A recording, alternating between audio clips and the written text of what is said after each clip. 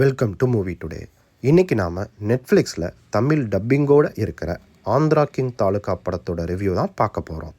இந்த படத்தோட கதை என்னென்னா, ஆந்திராவில் ஃபேமஸான ஹீரோ ஒருத்தர் அவருடைய 100வது படத்தை பண்ணிகிட்ருக்காரு. அப்போது அந்த படம் சில ஃபைனான்சியல் பிரச்சனையால் பாதியிலே நின்று போகுது. அதுக்கு காரணம் என்னென்னா, அந்த ஹீரோ லாஸ்ட்டாக நடித்த சில படங்கள் தொடர்ந்து தோல்வியான காரணத்தினால டிஸ்ட்ரிபியூட்டர் யாரும் அவருடைய படத்தை வாங்க முன் வரலை. அதனால் ப்ரொடியூசரும் படத்தை பாதியிலே நிறுத்திடுறாரு. இப்போது அந்த படத்தை முடிக்கணும்னா 3 கோடி ரூபா தேவைப்படுது. ஹீரோவுக்கு இப்போ நிறைய கடன் பிரச்சனை இருக்கிறதுனால அவராலையும் அதை புரட்ட முடியலை. இந்த சமயத்தில் தான் ஒரு தீவிர ரசிகன் அவருடைய அக்கௌண்ட்டுக்கு 3 கோடி ரூபாயை டெபாசிட் பண்ணுறான். இதை தெரிஞ்சுக்கிட்ட ஹீரோ அந்த ரசிகன் யார், ஏன் நமக்கு 3 கோடி ரூபாயை டெபாசிட் பண்ணணும்னு தேடி போகிறாரு.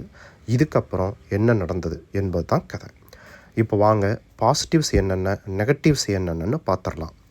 பாசிட்டிவ்ஸ் என்னென்னா, ஒரு ஹீரோவுக்கும் அவருடைய தீவிர ரசிகனுக்கும் இடையில் இருக்கிற பாண்டிங்கை காமிச்சது நல்லா இருந்தது. ஒரு தீவிர ரசிகன் தன்னுடைய ஹீரோவுக்காக என்னென்னலாம் பண்ணுறான்னு காமிச்சதும் நல்லா இருந்தது. அடுத்த பாசிட்டிவாக சினிமோட்டோகிராஃபியை சொல்லலாம். எல்லா ஃப்ரேமும் கலர்ஃபுல்லாக பார்க்க நல்லா இருந்தது.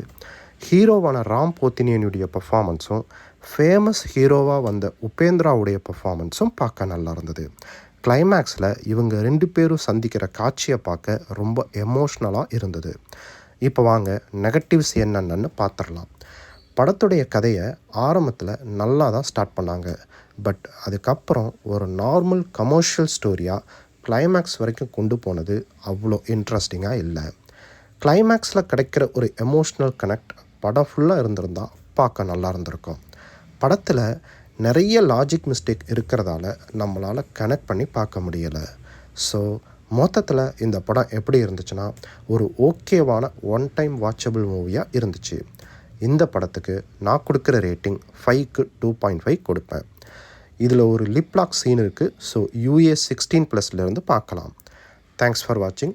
நெக்ஸ்ட்டு ஒரு மூவி ரிவ்யூவில் பார்ப்போம். இந்த வீடியோ உங்களுக்கு பிடிச்சிருந்தா லைக் பண்ணுங்கள், ஷேர் பண்ணுங்கள் அண்ட் சப்ஸ்கிரைப் பண்ணுங்கள். ஏதாவது நிறை குறைகள் இருந்தால் கமெண்ட்டில் பதிவிடுங்க. தேங்க்ஸ்.